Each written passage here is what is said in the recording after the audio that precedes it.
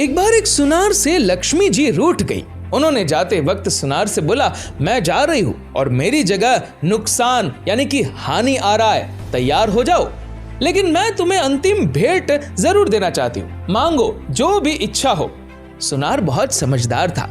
उसने विनती की, नुकसान आए तो आने दो, लेकिन उनसे कहना कि मेरे परिवार में आपसी प्रेम बना रहे, बस मेरी यही इच्छा है।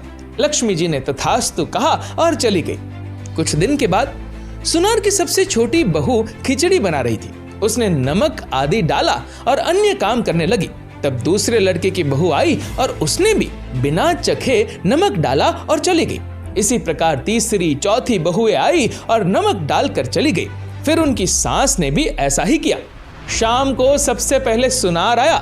जैसे ही पहला निवाला मुंह में लिया, देखा बहुत ज्यादा नमक है, लेकिन वह समझ गया नुकसान यानी कि हानि आ चुका है। चुपचाप खिचड़ी खाई और चला गया। इसके बाद बड़े बेटे का नंबर आया। पहला निवाला मुंह में लिया, पूछा, पिताजी ने खाना खा लिया? क्या कहा उन्होंने? सभी ने उत्तर दिया, हाँ खा लिया, कुछ नहीं बोले। अब लड़के ने सोचा, जब पिताजी ही कुछ नहीं बोले तो मैं भी चुपचाप खा लेता हूँ। इस प्रकार घर के अन्य सदस्य एक एक करके आए, पहले वालों के बारे में पूछते और चुपचाप खाना खाकर चले गए। रात को नुकसान यानी कि हानि हाथ जोड़कर सुनार से कहने लगा, मैं जा रहा हूँ। सुनार ने पूछा, क्यों?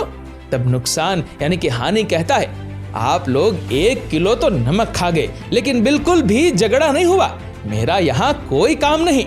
झगड़ा कमजोरी हानि नुकसान की पहचान है। जहाँ प्रेम है वहाँ लक्ष्मी का वास है। सदा प्यार प्रेम बांटते रहे, छोटे बड़े की कदर करे। जो बड़े हैं वो बड़े ही रहेंगे, चाहे आपकी कमाई उसकी कमाई से बड़ी हो। परिवार की एकता और प्यार ही खुशी की सबसे बड़ी पूंजी है। मिलजुल कर रहे, एक दूसरे के प्रति प्रेम सौहार्द बनाए रखे।